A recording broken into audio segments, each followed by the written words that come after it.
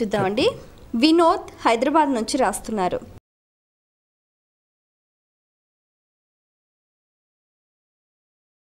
కళ్యాణ తలంబ్రాలను ఏం చేయాలి తెలియచేయగలరు అంటూ రాస్తున్నారు.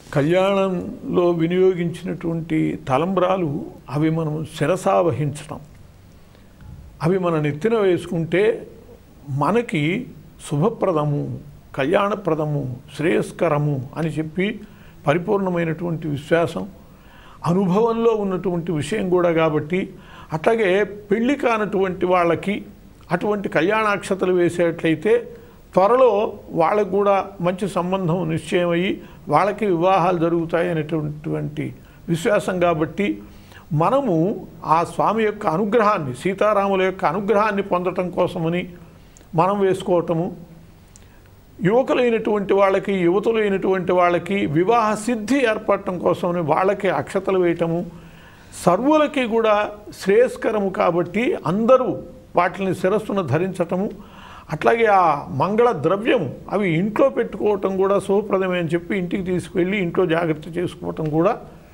సంప్రదాయంగా జరుగుతూ ఉంది.